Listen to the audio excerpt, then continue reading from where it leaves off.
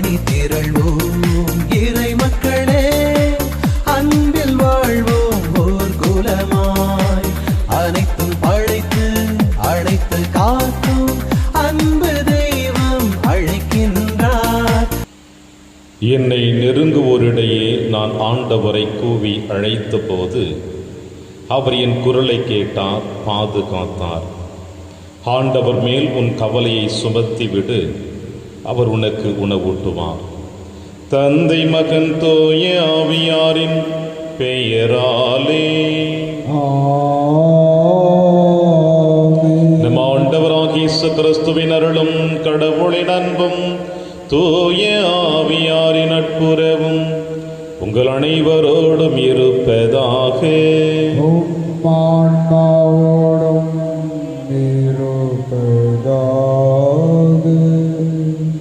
என்னை பின்பற்ற விரும்பும் எவரும் தன்னலம் துறந்து தன் சிலுவையை நாள்தோறும் தூக்கி கொண்டு என்னை பின்பற்றட்டும்.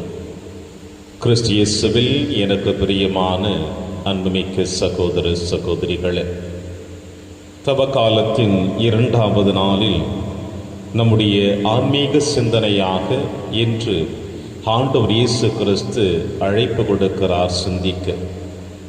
இயேசுவை நாம் பின்பற்ற வேண்டும் என்றால் அவர் கொடுக்கிற வாக்குறுதியை, அவர் கொடுக்கின்ற வார்த்தையை, அவர் காட்டுகின்ற செயல்பாடுகளை நாமும் செய்ய வேண்டும் என்று சொல்லுகிறார். அதாவது தன் நலம் துறந்து நம் அனைவருடைய சிலுவையை நாமே சுமந்து இயேசுவை பின்பற்ற வேண்டும் என்று. எனவே இதோ தவக்காலத்தின் 2வது நாளில் நம்முடைய ஆன்மீக பயணத்தை சிந்திக்க அழைப்பு கொடுத்திருக்கின்ற இயேசுவுக்கு நாம் எப்படிப்பட்ட பதிலை தரப்போகிறோம் என்று சிந்திக்க இந்த திருப்பலியிலே நாம் அனைவரும் பக்தியோடு பங்கெடுப்போம். திருப்பலி ஒப்பு கொடுக்க தகுதி பெறும் பொருட்டு நம்முடைய பாவங்களை ஏற்று மனம் வருந்துவோம், இறைவனின் மன்னிப்பை பெறுவோம். இல்லாமல்ல இறைவனிடமும் சகோதர சகோதரிகளே, உங்களிடமும் நான் பாவியினை ஏற்றுக்கொள்கின்றேன். ஏனெனில் என் சிந்தனையாலும் சொல்லாலும் செயலாலும் கடமையில் தவறியதாலும் பாவங்கள் பல செய்தேன்.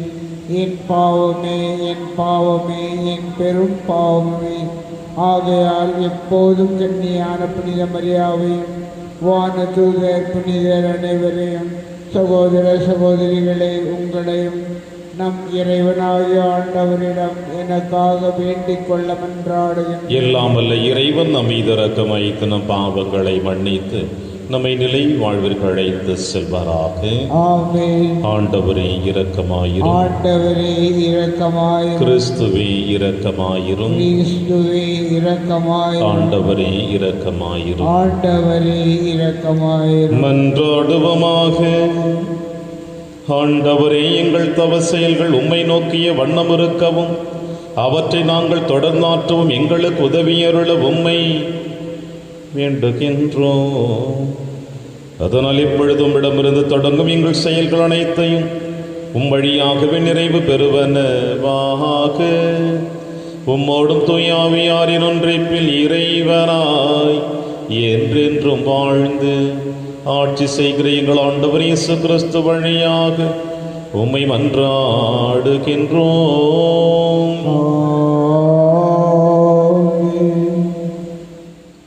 இதோ இன்று நான் ஆசையையும் சாபத்தையும் உங்களுக்கு முன் வைக்கின்றேன். இணைசட்ட நூலிலிருந்து வாசகம். பிரிவு 30 இறை திருவாக்குகள் 15 முதல் 20 முடிய. மோசே மக்களை பார்த்து கூறியது: இதோ பார், வாழ்வையும் நன்மையையும் சாவையும் தீமையையும் இன்று நான் உனக்கு முன்பாக வைத்துள்ளேன். அது இதுதான். இன்று நான் உனக்கு கட்டளையிடுகிறேன், உன் கடவுளாகிய ஆண்டவர் மீது அன்பு பாராட்டு, அவற்றை பின்பற்றி அவரது வழியில் நட, அவரது கட்டளைகளையும் நியமங்களையும் முறைமைகளையும் கடைப்பிடி. அப்போது நீ வாழ்வாய், நீ பலுகுவாய். நீ உடமையாக கொள்ளப்போகும் நாட்டில் உன் கடவுளாகிய ஆண்டவர் உனக்கு ஆசி வழங்குவார். ஆனால் உனது உள்ளம் விலகிச் சென்று நீ செவிகொடாமல் கெட்டலைந்து வேறு தெய்வங்களை வணங்கி அவற்றுக்கு பணிவிடை புரிந்தால், இன்று நான் உனக்கு அறிக்கையிட்டு கூறுகிறேன், நீ நிச்சயம் அழிந்து போவாய். நீ உரிமையாக்கிக் கொள்ளுமாறு யோர்தானை கடந்து சென்றடையும் பூமியில் உன் வாழ்நாள் நீடித்திருக்காது. உன்மேல் இன்று நான் விண்ணையும் மண்ணையும் சான்றாக அழைத்து வாழ்வையும் சாவையும் ஆசியையும் சாபத்தையும் உனக்கு முன் வைக்கிறேன்.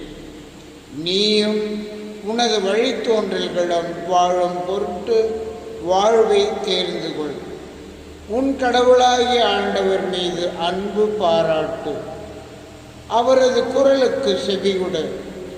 அவரையே பற்றிக்கொள், ஏனெனில் அவரே உனது வாழ்வு, அவரே உன் நீடிய வாழ்வு.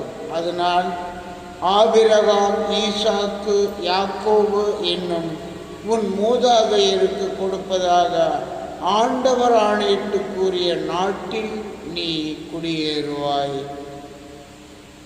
இது ஆண்டவர் வழங்கும் அருள்வாக்கு. இறைவனுக்கு நன்றி. பதிலுரை திருப்பாடல் 1 பல்லவி. ஆண்டவர் மீது நம்பிக்கை கொண்டவரே பேறு பெற்றோர். ஆண்டவர் மீது நம்பிக்கை கொண்டவரே பேறு பெற்றோர். நற்பேறு பெற்றவர் யார்? அவர் பொல்லாரின் சொல்லின்படி நடவாதவர், பாவிகளின் தீய வழி நில்லாதவர், இகழ்வாரின் குழுவினில் அமராதவர். ஆனால் அவர் ஆண்டவரின் திருச்சட்டத்தில் மகிழ்ச்சியுறுபவர். அவரது சட்டத்தை பற்றி இரவும் பகலும் சிந்திப்பவர். பல்லவி. ஆண்டவர் மீது நம்பிக்கை கொண்டவரே பேறு பெற்றோர். அவர் நீரோடையோரம் நடப்பட்ட மரம் போல் இருப்பார். பருவ காலத்தில் கனி தந்து என்றும் பசுமையாயிருக்கும் அம்மரத்திற்கு ஒப்பாவார். தாம் செய்வதனைத்திலும் வெற்றி பெறுவார். பல்லவி. ஆண்டவர் மீது நம்பிக்கை கொண்டவரே பேறு பெற்றோர். ஆனால் பொல்லார் அப்படி இல்லை. அவர்கள் காற்று அடித்து செல்லும் பதரை போல் ஆவர். நேர்மையாளரின் நெறியை ஆண்டவர் கருத்தில் கொள்வார். பொல்லாரின் வழியோ அழிவை தரும். பல்லவி. ஆண்டவர் மீது நம்பிக்கை கொண்டவரே பேறு பெற்றவர். வசனம். மனம் மாறுங்கள், ஏனெனில் விண்ணரசு நெருங்கி வந்துவிட்டது என்கிறார் ஆண்டவர். ஆண்டவர் உங்களுடன் இருப்பாராக. ஆன்மாவோடும் இருப்பாராக. துயலுக்கு எழுதிய பரிசுத்த நற்செய்தியிலிருந்து வாசகம். ஆண்டவரே மாட்சி உமக்கே. இயேசு தம் சீடரை நோக்கி, மானிட மகன் பலவாறு துன்பப்படவும் மூப்பர்கள், தலைமை குருக்கள், மறைநூல் அறிஞர் ஆகியோரால் உதறி தள்ளப்பட்டு கொலை செய்யப்படவும் 3ஆம் நாளில் உயிருடன் எழுப்பப்பட வேண்டும் என்று சொன்னார். பின்பு அவர் அனைவரையும் நோக்கி கூறியது, என்னை பின்பற்ற விரும்பும் எவரும் தன் நலம் துறந்து தன் சிலுவையை நாள்தோறும் தூக்கி கொண்டு என்னை பின்பற்றட்டும். ஏனெனில் தம் உயிரை காத்து கொள்ள விரும்பும் எவரும் அதை இழந்து விடுவார். என் பொருட்டும் தன் உயிரை இழக்கும் எவரும் அதை காத்து கொள்வார். ஒருவர் உலகம் முழுவதையும் தமதாக்கி கொண்டாலும் வாழ்வையே இழப்பாரெனில் அவருக்கு கிடைக்கும் பயன் என்ன? ஆண்டவரின் அருள்வாக்கு. கிறிஸ்துவே உமக்கு புகழ்.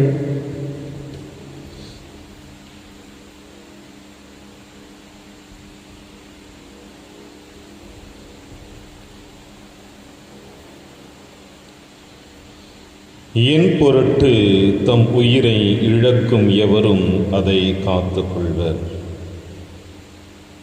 கிறிஸ்து இயேசுவில் எனக்கு பிரியமான அன்புமிக்க சகோதர சகோதரிகளே,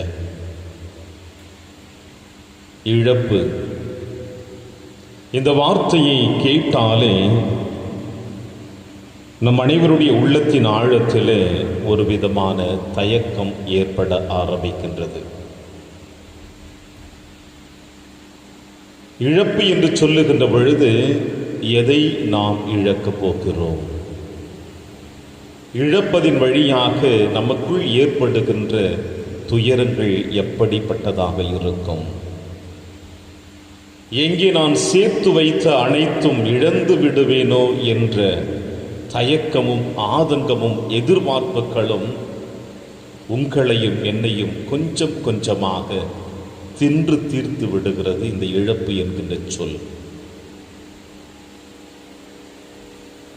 அழிந்து போகக்கூடிய உணவிற்காக உழைக்க வேண்டாம், அழியாமல் இருக்கக்கூடிய ஆன்மீக உணவிற்காக நீங்கள் உழையுங்கள். மனிதருடைய பார்வையில் இழப்பு கொடுக்கின்ற செய்தி மனிதனுடைய வாழ்க்கையை ஆட்டம் காண ஆரம்பிக்கின்றது. இறைவனுடைய பார்வையில் இழப்பு என்பது நமக்கு மறுவாழ்வை கொடுக்க போகிறது. எனவே பல நேரங்களிலே இந்த மண்ணுலகில் வாழ்ந்து கொண்டிருக்கின்ற நீங்களும் நானும் நம் பார்வையும் நம் எதிர்பார்ப்புகளும் நம் பயணமும் நம் ஆசைகளும் மண்ணகத்தை சார்ந்து சேர்த்து வைக்கக்கூடிய இழக்கக்கூடிய பொருளாகத்தான் நாம் பார்த்து கொண்டிருக்கின்றோம். விண்ணகத்தில் இறைவன் நமக்கென்று ஒரு இடத்தை தேர்ந்தெடுத்து வைத்திருக்கிறாரே, அந்த இடத்தை நீங்களும் நானும் பெற வேண்டும் என்றால் அது இந்த மண்ணகத்தில் நாம் இழக்கக்கூடியது எத்தனையோ இருக்கிறது. இயேசு அற்புதமாக சொல்லுகிறார் என்ற நற்செய்தி வாசகத்தில்,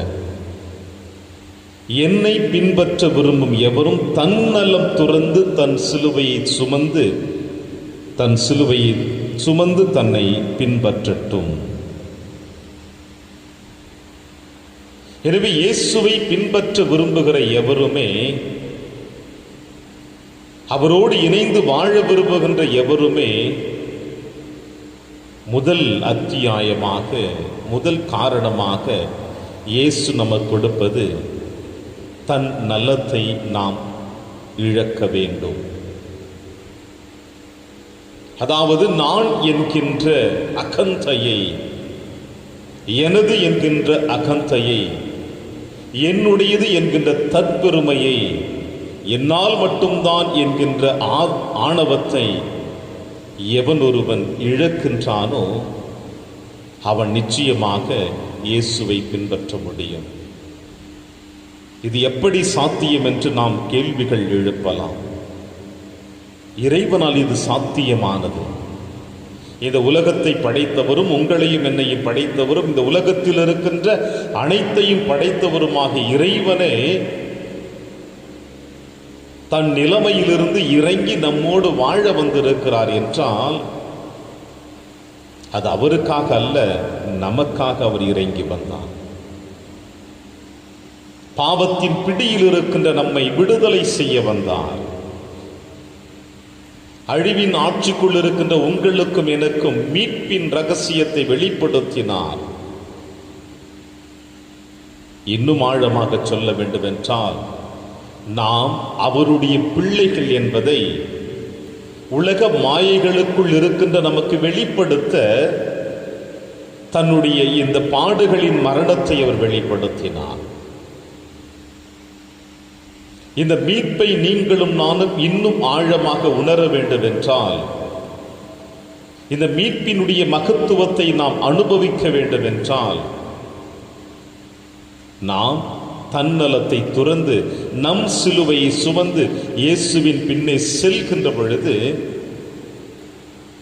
இந்த இழப்பு ஒரு இழப்பாக காண முடியாது, மாறாக நமக்கு மறு உலக வாழ்வையை கொடுக்கிறது. மரணத்தினுடைய திருப்பலியிலே இவ்வாறு வாசிப்பதை நாம் கேட்போம்.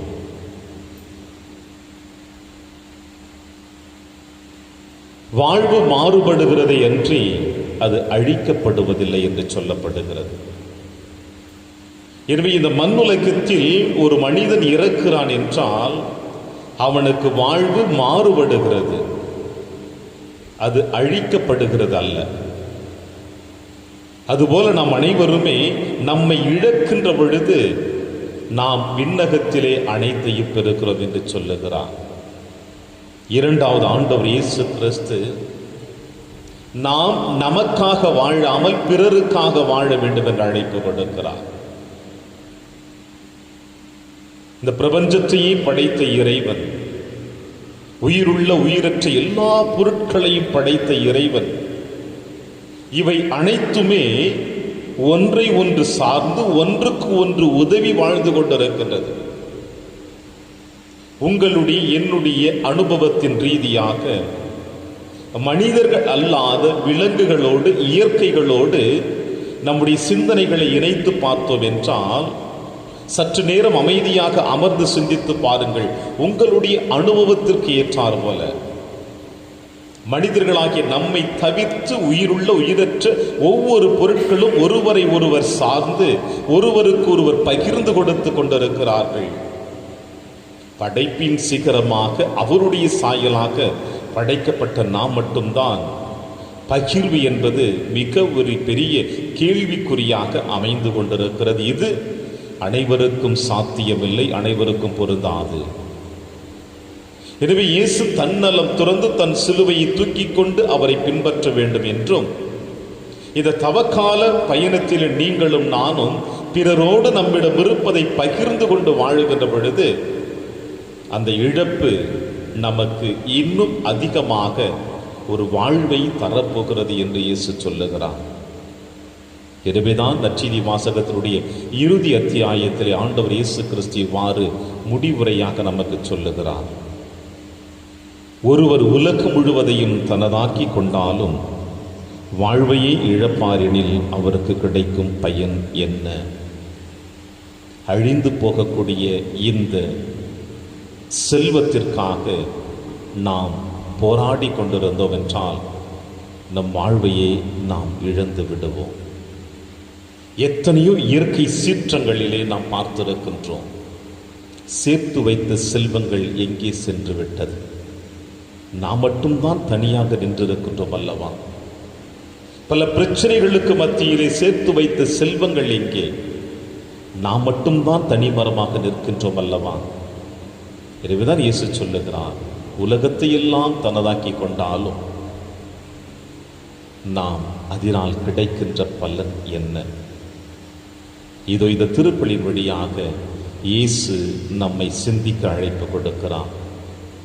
அழியாமல் இருக்கக்கூடிய வாழ்வை பாதுகாத்து கொள்ளக்கூடியது நம் அனைவருடைய கடமை. அதை எப்படி பாதுகாக்க வேண்டும் என்பதை இயேசு நமக்கு காட்டிவிட்டார். இன்னும் நம்மோடு தொடர்ந்து பயணித்துக் கொண்டிருக்கிறார். 2022ஆம் ஆண்டு இந்த தவ காலத்தில் நமக்கு இன்னொரு வாய்ப்பு இயேசு கொடுத்திருக்கிறார் என்றால் நாம் ஆண்டவரால் எப்படிப்பட்ட ஆசீர்வதிக்கப்பட்டவர்களாக, அவரின் இரக்கத்தை பெற்றவர்களாக, மன்னிப்பை பெற்றவர்களாக நாம் அவருடைய பார்வையில் இருக்கிறோம் என்பதை சிந்தித்து இந்த திருப்பலியிலே மன்றாடுவோம். இறைவன் உங்களையும் என்னையும் நிறைவாக ஆசீர்வதிப்பார். ஆமென்.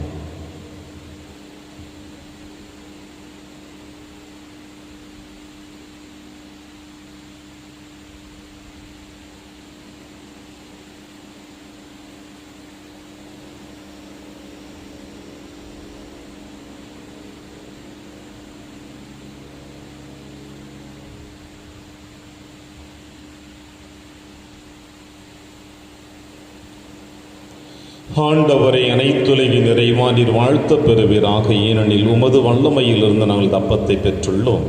நிலத்தின் விளைவு மனித உழைப்பின் பயனுமான அப்பத்தை உமக்கு கொடுக்கின்றோம். இது எங்களுக்கு வாழ்வளிக்கும் அப்பமாக மாறும். இறைவன் என்றென்றும் வாழ்த்த பெறுவாராக.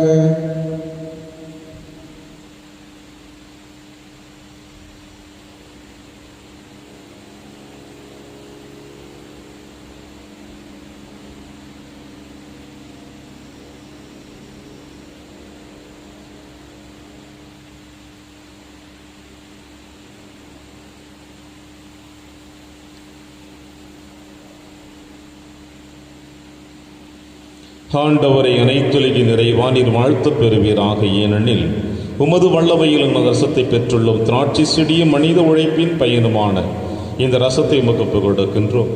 இது எங்கள் ஆன்மீக பானமாக மாறும். இறைவன் என்றென்றும் வாழ்த்து பெறுவாராக.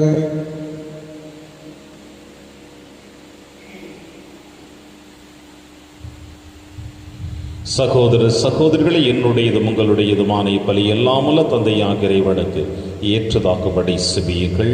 ஆண்டவர் தமது பெயரின் புகழ்ச்சிக்காகவும் மாட்சிக்காகவும் நமது நன்மைக்காகவும் புனித திரு அவை அனைத்தின் நலனுக்காகவும் உமது கையில் இருந்து இப்பலியை ஏற்றுக்கொள்வாராக. ஆண்டவரே, புனித பீடத்தின் முன் நாங்கள் கொண்டு வந்துள்ள பழி பொருட்களை கனிவுடன் கண்ணோக்கியருள உம்மை வேண்டுகின்றோம். அதனால் நீர் எங்களுக்கு இரக்கம் காட்டுவதன் வழியாக அவை உமது பெயருக்கு மேன்மை அளிப்பனவாக. எங்கள் ஆண்டவராகிய கிறிஸ்து வழியாக உம்மை மன்றாடுகின்றோம். ஆண்டவர் உங்களோடு இருப்பாராக. உம்மான்மாவோடும் இருப்பாராக. இது எங்களை மேலே எழுப்புங்கள். ஆண்டவரிடம் எழுப்பி நம் இறைவனாகி ஆண்டவருக்கு நன்றி கூறுவோம். அது தகுதியும் நீதியுமானது. ஆண்டவரை தூயவரான தந்தையை என்றும் உள்ள எல்லாம் வல்ல இறைவா, எங்கள் ஆண்டவராகிய கிறிஸ்து வழியாக எந்நாளும் எவ்விடத்திலும் நாங்கள் உமக்கு நன்றி செலுத்துவது மெய்யாகவே தகுதியும் நீதியுமாகும், எங்கள் கடமையும் மீட்புக்குரிய செயலுமாகும். ஏனெனில் உமது பேரருளால் உம் நம்பிக்கையாளர் மன தூய்மை பெற்று ஆண்டுதோறும் பாஸ்கா விழாவின் மறைபொருட்களை மகிழ்ச்சியுடன் எதிர்பார்த்திருக்க செய்கின்றேன். அதனால் பக்தியுள்ள வேண்டுதல்களின் அன்பு செயல்களிலும் அவர்கள் மேன்மேலும் ஈடுபட்டு தங்களுக்கு புத்துயிர் அளிக்கும் மறை நிகழ்வுகளில் பங்கு கொண்டு பிள்ளைகளுக்கு உரிய அருளை நிறைவாக பெற செய்கின்றேன். ஆகவே வானகத்தூதர் முதன்மை வானகத்தூதரோடும் அரியணையில் அமர்வோர் தலைமை தாங்குவோரோடும் வான்படைகளின் அணிகள் அனைத்தோடும் சேர்ந்து நாங்கள் உமது மாட்சிமையை புகழ்ந்து பாடி முடிவின்றி சொல்லுவதாவது: தூயவர் தூயவர் தூயவர், வான்படைகளின் கடவுளாம் ஆண்டவர். விண்ணகமும் மன்னகமும் உமது மாட்சியால் நிறைந்துள்ளன. உன்னதங்களிலே ஓசன்னா. ஆண்டவர் பெயரால் வருகிறவர் ஆசி பெற்றவர். உன்னதங்களிலே ஓசன்னா. ஆண்டவரே, நீர் மெய்யாகவே தூயவர், தூய்மை அனைத்திற்கும் முற்றாகவே உம்முடைய ஆவியை பொழிந்து இக்காணிக்கைகளை தூய்மைப்படுத்த உம்மை வேண்டுகிறோம். இவ்வாறு எங்கள் ஆண்டவர் இயேசு கிறிஸ்துவின் உடலும் இரத்தமுமாக எங்களுக்கு இவை மாறுவனவாக. அவர் பாடுபட உளம் கணிந்து தம்மை கையளித்த போது அப்பத்தை எடுத்து நன்றி செலுத்தி அதை பிட்டு தம் சீடருக்கு அளித்து அவர் கூறியதாவது: அனைவரும் இதிலிருந்து பெற்று உண்ணுங்கள், ஏனெனில் இது உங்களுக்காக கையளிக்கப்படும் என் உடல்.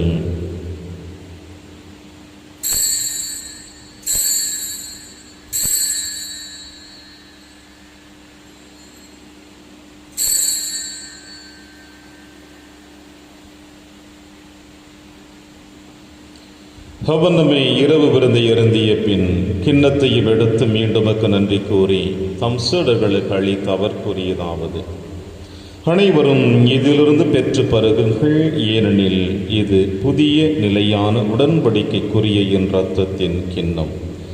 இது பாவ மன்னிப்புக்கென்று உங்களுக்காகவும் பலருக்காகவும் சிந்தப்படும். இதை என் நினைவாக செய்யுங்கள்.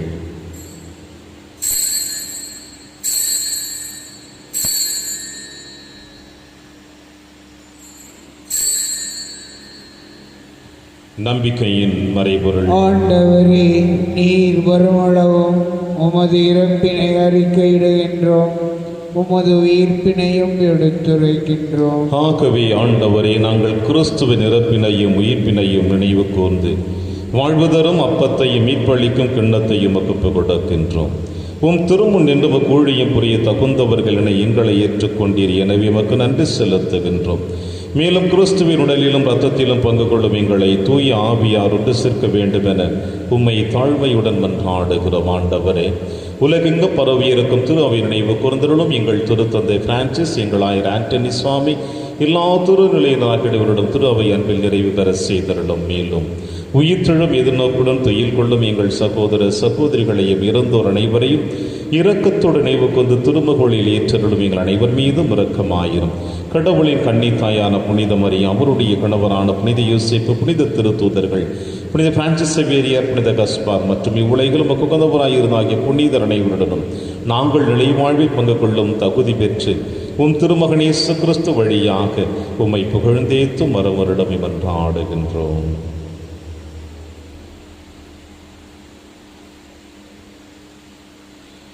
இவர் வழியாக இவரோடு இவரில் எல்லாம் வல்ல இறைவனாகிய தந்தையே, தூய ஆவியாரின் ஒன்றிப்பில் எல்லா புகழும் ஆட்சியும் என்றென்றும் உமக்கு உரியதே.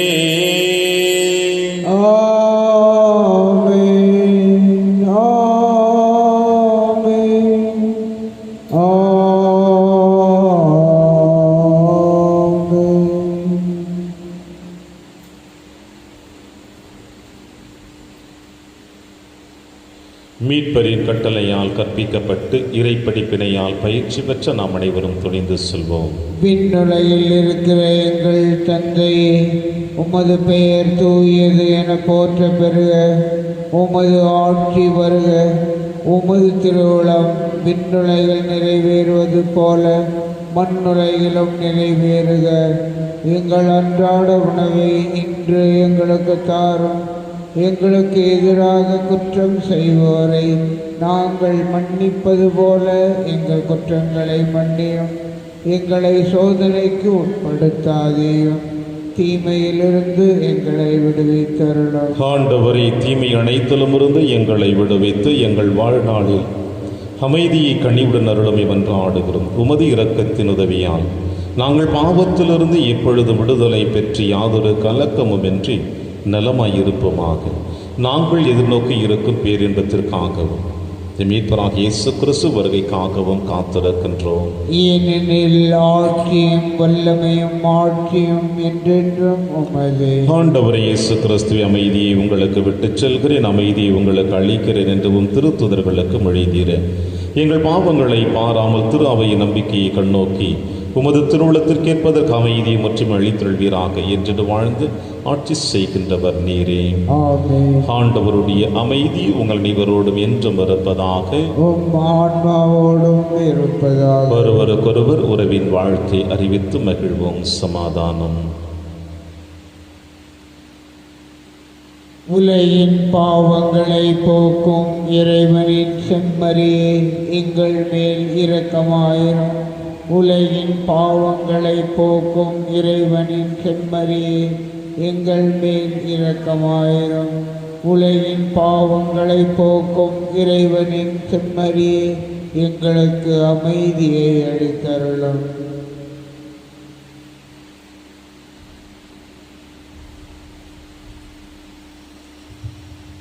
இதோ இறைவனின் செம்மறி, இவரை நம் அனைவரின் பாவங்களையும் போக்குகின்றவர். செம்மறியின் விருந்திற்கு அழைக்க பெற்ற நாம் அனைவரும் பேறு பெற்றோர். ஆண்டவரே, நீர் என் இல்லத்தில் எழுந்தருள நான் தகுதியற்றவன்.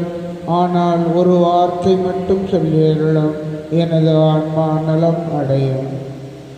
கிறிஸ்துவின் திருவுடலும் திருத்தும் காத்து நமக்கு நிலையான வாழ்வளிப்பதாக. ஆமென்.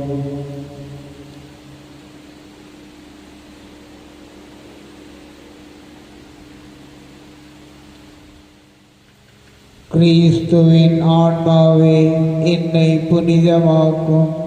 கிறிஸ்துவின் திருவுடலே, என்னை மீட்டருளும். கிறிஸ்துவின் திரு இரத்தமே, எனக்கு எழுச்சியூட்டும். கிறிஸ்துவின் விழாவின் தண்ணீரே, என்னை கழுவிடுமே. கிறிஸ்துவின் பாடுகளே, என்னை தேற்றிடுமே. ஓ நல்ல இயேசுவே, எனக்கு செவிசாயும். திருக்காயங்களுள் என்னை மறைத்தருளும். உம்மிடமிருந்து என்னை பிரிய விடாதேயும். தீய பகைவரிடமிருந்து என்னை காத்தருளும். எனது இறப்பின் வேளையில் என்னை அழைத்தருளும். உம்மிடம் வர எனக்கு கட்டளையிட்டருளும். புனிதர்களோடு எக்காலமும் உம்மை புகழ செய்யும். ஆமென்.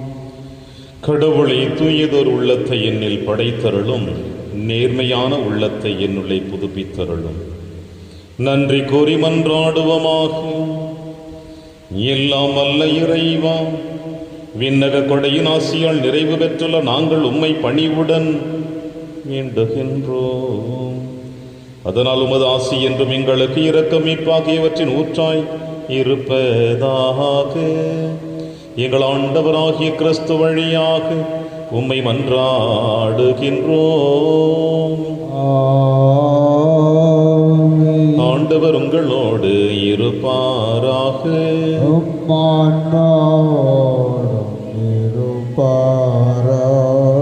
எல்லாம் வல்ல இறைவன் தந்தை, மகன், தூயாவியார் உங்கள் அனைவரையும் நிறைவாக ஆசீர்வதிப்பாராக. சென்று வாழுங்கள், திருப்பலி நிறைவேறிற்று. இறைவனுக்கு நன்றி. வியாகுலமாமரியே,